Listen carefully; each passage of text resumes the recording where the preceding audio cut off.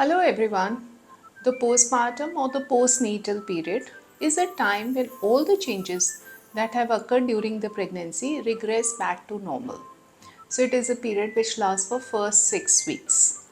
And lots of hormonal, physical, mental, emotional changes take place during this time.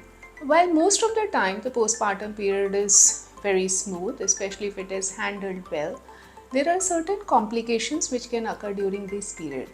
These complications may be immediate, that is, which occur immediately following childbirth, or there may be delayed complications. That means once you reach home, once you go home, you may experience any one of the following symptoms.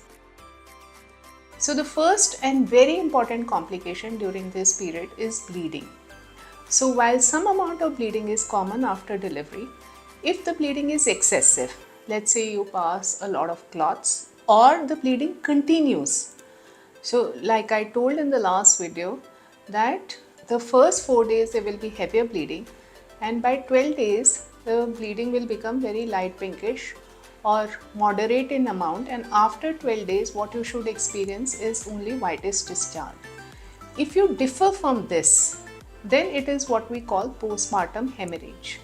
Now, this hemorrhage may be because of different reasons. There may be a retained tissue inside. That means a bit of placenta has been left inside, which may cause bleeding. This will require an ultrasound evaluation and then maybe an evacuation. It may be due to infection. That means there is an endometrial infection inside which will require a course of antibiotics. It may be due to trauma. That means in the stitch line, whether it is an episiotomy following a normal delivery or in the cesarean scar, a blood clot develops. So depending upon the size of the hematoma, decision will be taken regarding whether to just leave it on antibiotics or to drain it, which will be a surgical management. Apart from bleeding, the second important complication is when you have breastfeeding issues. Now this may be just a sore nipple, which can be because of incorrect feeding technique, or it can be as much as a breast abscess where pus develops in the breast and needs a drainage. So apart from all of this, there can be mastitis, that is, there is an infection in the breast tissue which will require a course of antibiotic. There may be breast engorgement, that means your body is secreting too much milk which cannot be utilized, and hence the breasts get distended and it can cause fever and pain in the breast. So a good lactation counselor will help you sail through this period. Few tips are to wear an adequate size of brasier, not to miss a breastfeeding.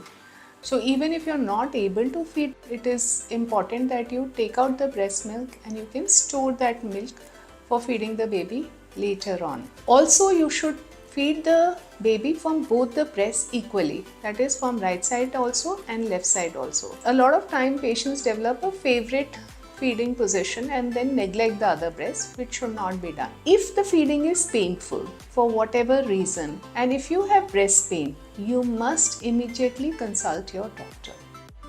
The third important complication is infection.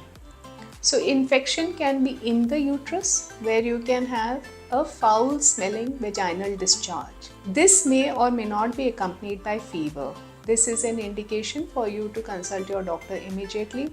It will require a course of antibiotic and plenty of fluids. You can have infection of the urinary tract, where you can feel that you want to go to the washroom again and again. It may be painful to pass urine, or you may develop fever with chills and rigors. Simple urine routine and culture will show presence of urine infection and will require an appropriate course of antibiotic. Also, to prevent a urine infection, one must have plenty of fluids during the postnatal period. There can also be infection of the stitch line. Let's say you've had a normal delivery and there is an episiotomy, that means the stitch line is down below. If you do not take proper care of the episiotomy, it can get infected.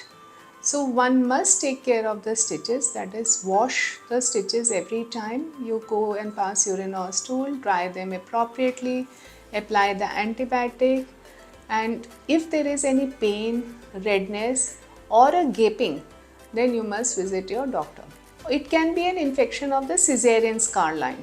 So where there are stitches of the cesarean scar, one can see pus pouring out, or it can result in severe pain or sometimes fever. The next important complication is mental issue, that is postpartum mood disorders. So normally we would expect a just delivered mother to be absolutely joyous and over the moon, but sometimes that is not the truth, and there may be associated feelings of depression or irritability. If these symptoms are temporary and they are mild, it's well and good. A lot of women suffer from it and usually get over it. However, if they are persistent or if they are severe, that means you feel absolutely hopeless, you cry at the drop of the hat, you feel that life has no ending, you are absolutely overwhelmed by how to take care of the baby, you do not pay attention to yourself or to your baby, it is time to seek some help. And that should be a proper professional help from either a psychologist or a psychiatrist. I am sure your gynecologist will guide you through it. So these are some of the complications one should keep in mind. And I have often seen that a regular visit to your gynecologist in the postpartum period usually helps either prevent or in treating some of these complications early before they become very serious. So do visit your gynecologist and please take care of yourself. It is a time where babies are important, but believe me, mothers are also very important. After all, if you are healthy, only then you can take care of your baby.